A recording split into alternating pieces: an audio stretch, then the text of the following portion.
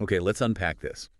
We are diving into a world where high-octane athletic competition meets this incredibly detailed, almost bureaucratic level of regulation. Right. We're looking at youth volleyball today, but really it's the whole environment that shapes these young athletes. And our sources for this are they give us such a unique view. We've got philosophical texts on coaching, quotes from legends, Karkirali. Hmm. But the real foundation, the blueprint, is the 2026 Volleyball Canada Youth Nationals Competition Guide. That's what makes this so fascinating to me. It's not just about, spiking a ball. It's the logistics, the mindset, the tiny details that make this whole thing run at such a high level. It really is. So our mission today is to explore that entire ecosystem.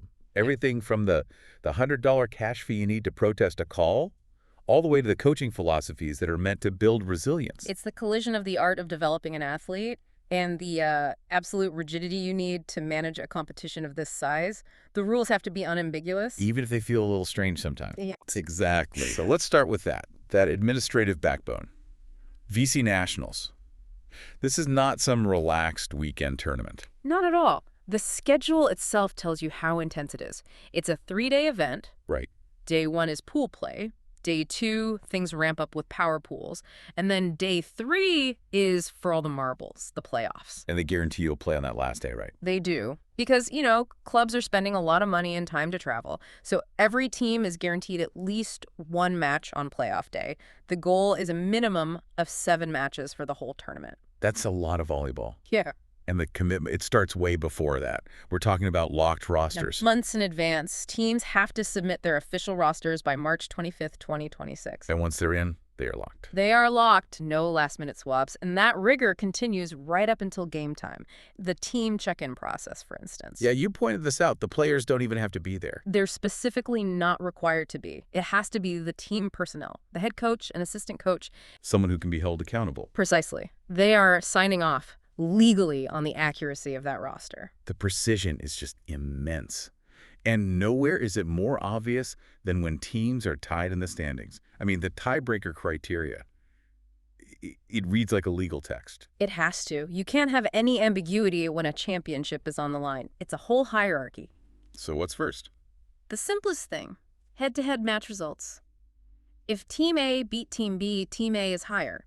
Easy. But what if you have, say, 3 teams that have all beaten each other in a circle? Exactly. Or if they haven't all played each other, that's when the math starts. Okay. You move to the set ratio, but only between the tied teams. So you're dividing sets won by sets lost, but just in those specific matches. Why sets before points? I feel like points are more granular. A set ratio is a stronger indicator of dominance. All right. It shows you controlled an entire phase of the match, so if that's still a tie, Which seems unlikely, but okay. then you go to the overall set ratio for all matches in that round. You're just widening the lens. And only after all of that do you finally get down to the individual points. Only then. First point ratio between the tied teams, and if by some miracle it's still tied, then overall point ratio. It's designed to be definitive. That precision, it extends to the moment of actual conflict on the court, the formal protest. And this is where the organization draws a really, really bright line between what you can challenge and what is just part of the game. So what can you protest? A factual error. So if a referee just applies a rule incorrectly, a procedural fault, or if the scorer makes a clear mistake, like with the rotation or the score itself. So administrative errors. Yes. But what you absolutely cannot protest are the judgment calls. The human The element. human element. Yeah. If a ref calls a ball handling violation, a lift, a double, that judgment is final. You can't challenge it. And even if you have a valid procedural complaint, the hurdle they put in front of you is staggering. It is. The team captain and only the captain has to launch the protest immediately Before playerism is before the next serve, and it costs $100 cash. cash. In the year 2026, when everything is digital, you need to have 5 20s in your sock to challenge a rule interpretation. It's a deterrent, for sure. It stops teams from challenging every little thing and slowing down the whole tournament. So what happens to the money? It's essentially an administrative fee. Yeah. If your protest is upheld, you get the $100 back. And if not, It goes directly into referee development. okay, that's something. But here's the most shocking part for me. I think I know what you're going to say. Video. It is explicitly not permitted to support a protest. Not allowed. Everyone has a high-def camera in their pocket, but that evidence is completely inadmissible. What does that signal? It signals trust in the on-court officials. And practically, it prevents the entire tournament from grinding to a halt for video reviews. The decision has to be made in real time by the people assigned to make it. That seriousness carries over into protecting the officials, too, especially the younger ones, like line judges. Oh, absolutely. The penalties for harassing a line judge are severe. How severe? A 5-point penalty for the team, which is massive. In rally scoring, 5 points can be a whole set. It can be. Yeah. And that penalty can be applied in the current match or even the next one.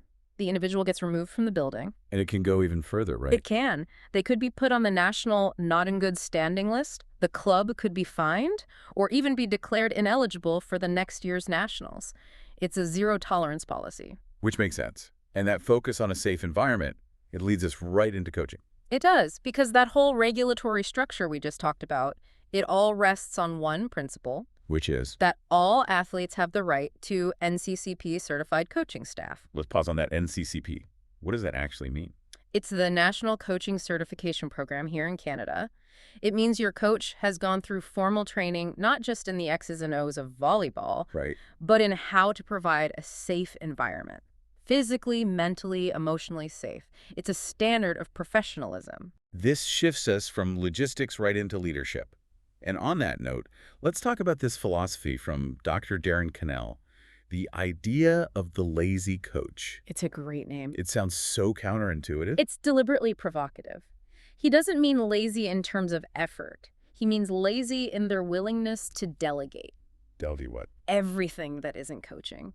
The coach's most important job is designing practice and managing the game. So all the other stuff. Like shagging balls or filling out forms. Exactly.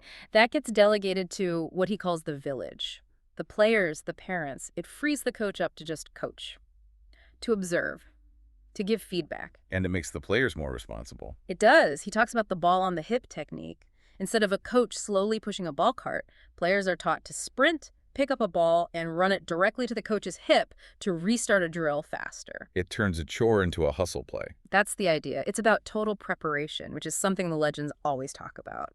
Kark Kiraly says you should do everything possible to prepare so you can play without a fear of losing. He also has that interesting idea about fairness. Treat everyone fairly, but not necessarily the same. Which is so critical. What the star player needs to be challenged is totally different from what a bench player needs to build confidence. Fairness is giving each person what they need to succeed. Russ Rose has that great line, too. You're either getting better or getting worse. I don't think you stay the same in sports. That constant pressure to improve. And Marv Dunphy gets to the very soul of the game. He calls volleyball a game of intuition, imagination, and improvisation. Most of all. Reciprocity and teamwork. Why reciprocity specifically? I mean, in basketball, a star can take over. In volleyball, that seems impossible. Why? It's the three-contact rule. It's baked into the physics of the game. The ball has to go from a pass to a set to a hit. Sequentially. Always. Yeah. If any one of those pieces breaks down, the entire play collapses. The hitter is 100% dependent on the quality of the pass and the set that came before. There is no freelancing. That interdependence is absolute. Which brings up the other side of success. Failure. In a tournament like this, almost everyone fails eventually. And Dr. Cannell says the disappointment of, say, not making a team shouldn't be the end. It can be the fire to spark the drive. Kiraly echoes that. You will suffer bitter losses, but you have to use them to come back stronger. Failure's part of the curriculum. The journey is the lesson, which leads us to the how. The technical side of training, the serve-pass war. The serve-pass war. Explain that. Okay, so we have to understand motor programs. A serve is a closed motor program. Meaning? The athlete controls everything, the toss, the timing, the contact. It's self-paced and repeatable. But serve reception, that's an open motor program. You're reacting to something you can't control. Exactly. You're reacting to the opponent.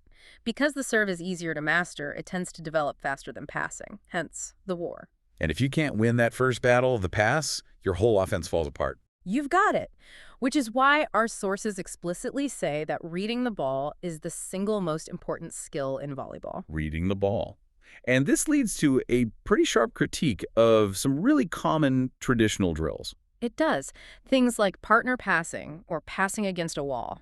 Which everyone does. How can that be bad? Because it teaches you to pass the ball straight back to where it came from. And in a game. In a game, the ball comes over the net. and you need to pass it to a target, usually the setter in the middle of the court. If you pass it straight back to the sideline, you've just forced your setter to run, and you've killed half your hitting options. You're training an inefficient habit. A bad habit. Reading has to come in game-like ways over a net. So the mantra is, since we learn best in training situations that are basically game-like, we should incorporate 3 contact drills as often as possible. That's it. And that's Marv Dunphy's PSH principle. The best passing drill is pass, set, hit. The best setting drill, pass, set, hit. The best hitting drill Is pass, set, hit. You get it. Yeah. Everything is integrated. It's why games like Monarch of the Court or Queen of the Court are so valuable. They always start with a serve. They're competitive. They force you to read and react under pressure. Let's shift to communication. There's this idea of using feed forward instead of feedback. It sounds like a small change, but it's a huge philosophical shift. How does it work? So, traditional feedback is pointing out a past mistake. You passed that ball too tight to the net. Okay. Feed forward is a positive reminder for the next play. Hey, on this next one, remember to give the setter some space. It's about inspiring future success, not dwelling on past failure. It helps athletes learn to coach themselves. Which is the whole goal of the lazy coach idea. It all connects. Finally, just a quick note on safety. Volleyball isn't a contact sport, but it's tough on the body. It is. The repetitive hyperextension from hitting and setting puts a ton of stress on the lower back. We see a lot of stress fractures in the vertebrae in young players, spondylolysis, and of course, with all that arm swinging, shoulder instability and impingement are a constant risk. Proper certified training is key to managing that. So when you put it all together, You see this whole ecosystem. You have the rigid administrative framework from VC Nationals providing the structure. Inside that structure, you have a coaching philosophy that's meant to build resilience and character. And the engine that makes it all run is a training method focused on game-like practice and the all-important skill of reading the ball. from locking a roster in March all the way down to a coach using feed forward on a single pass in practice, it's an incredible spectrum. And that protest system, that's still the detail I can't get over. So here's the final thought. Considering the video evidence is banned, forcing everyone to rely on immediate human memory, and if the ultimate measure of success for a youth program is that the kids enjoy it and come back next season, does the extreme rigidity of that $100 cash protest system fundamentally undermine, or does it actually reinforce, the core coaching goals of resilience and character development? Something for you to chew on next time you see a contentious call on the court.